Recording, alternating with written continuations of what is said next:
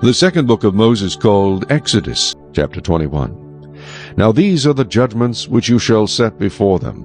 If you buy a Hebrew servant, he shall serve 6 years, and in the 7th he shall go out free and pay nothing. If he comes in by himself, he shall go out by himself. If he comes in married, then his wife shall go out with him. If his master has given him a wife, and she has borne him sons or daughters, the wife and her children shall be her master's, and he shall go out by himself. But if the servant plainly says, I love my master, my wife, and my children, I will not go out free, then his master shall bring him to the judges. He shall also bring him to the door, or to the doorpost, and his master shall pierce his ear with an awl, and he shall serve him forever.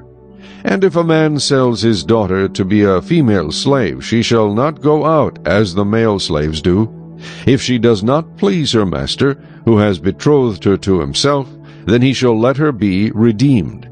He shall have no right to sell her to a foreign people, since he has dealt deceitfully with her. And if he has betrothed her to his son, he shall deal with her according to the custom of daughters. If he takes another wife, he shall not diminish her food, her clothing, and her marriage rights.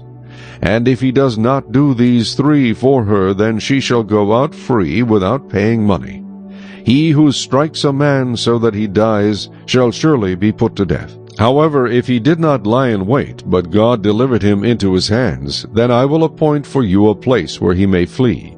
But if a man acts with premeditation against his neighbor to kill him by treachery, you shall take him from my altar, that he may die. And he who strikes his father or his mother shall surely be put to death. He who kidnaps a man and sells him, or if he is found in his hand, shall surely be put to death. And he who curses his father or his mother shall surely be put to death. If men contend with each other, and one strikes the other with a stone or with his fist, and he does not die, but is confined to his bed, if he rises again and walks about outside with his staff, then he who struck him shall be acquitted. He shall only pay for the loss of his time, and shall provide for him to be thoroughly healed. And if a man beats his male or female servant with a rod, so that he dies under his hand, he shall surely be punished. Notwithstanding, if he remains alive a day or 2, he shall not be punished, for he is his property.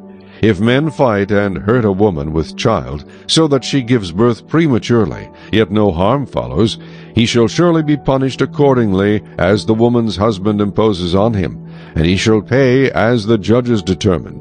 But if any harm follows, then you shall give life for life, eye for eye, tooth for tooth, hand for hand, foot for foot, burn for burn, wound for wound, stripe for stripe. If a man strikes the eye of his male or female servant and destroys it, he shall let him go free for the sake of his eye. And if he knocks out the tooth of his male or female servant, he shall let him go free for the sake of his tooth. If an ox gores a man or a woman to death, then the ox shall surely be stoned, and its flesh shall not be eaten, but the owner of the ox shall be acquitted.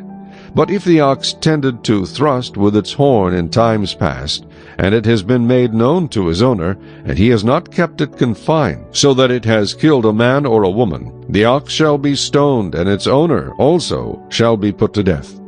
If there is imposed on him a sum of money, then he shall pay to redeem his life, whatever is imposed on him.